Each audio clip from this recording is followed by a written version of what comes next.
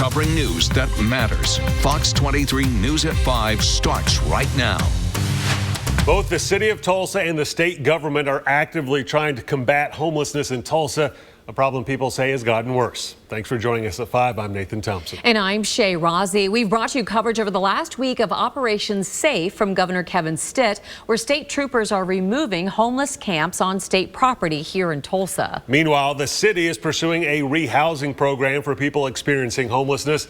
But not everybody agrees with the way either elected official is handling this issue. Fox 23's Devin Lyon joins us live from downtown Tulsa after talking to multiple groups who work with rehabilitating and housing people struggling with homelessness. Nathan and Shay, we spent most of the day going to those encampment sites, visiting with people and the nonprofits that work with them after being moved by state troopers. People are still coming back to those sites, saying they have nowhere else to go. The two organizations I spoke to that are not affiliated with the city say neither the city or the state government can just throw money and officers at the homelessness problem, expecting it to fix the issue. They told me someone has to offer them a hand up.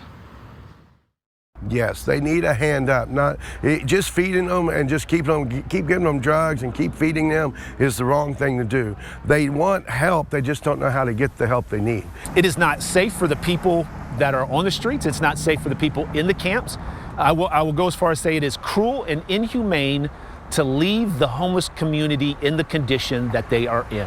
Chris Stephens and Dixie Pebworth are pastors who work to rehabilitate and rehouse people struggling with homelessness. About 14 years ago, started going into Tulsa County Jail and ministering to men and women in there. Well, there's 5 major targets that we have. We have people coming out of prison. We have people coming out of drug addiction, alcoholism, domestic violence, or homelessness. Pastor Pebworth is also the director of Wings of Freedom. His program is putting the finishing touches on new housing units for a sober living program in Tulsa. I get emotional with this at times because it's real to me, but at one time I had 14 tents behind my church and the city shut me down because I was trying to get the people sober enough to come into my program.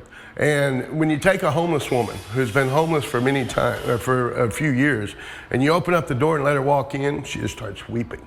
I got stories after stories after stories of people changing their lives. He says just feeding or moving someone who is homeless isn't enough. You have to walk with them. What's needed is to pick people up and walk alongside them until they get to where they need to be. There's a lot of brokenness out here in the world today. A lot of people lost their jobs, lost their careers. When COVID hit in 2020, a lot of people went down into depression, oppression, and they need to be walked out of it. They need to come out of it. And I believe there's a pathway for every human to recover. Pastor Chris Stephens is more critical of the city's efforts, saying the governor's move was necessary, but no one is addressing the root problems.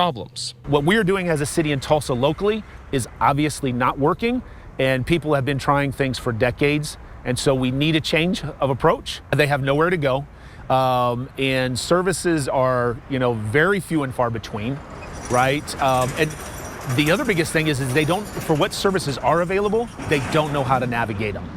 If they knew how to navigate them, they wouldn't be here in life.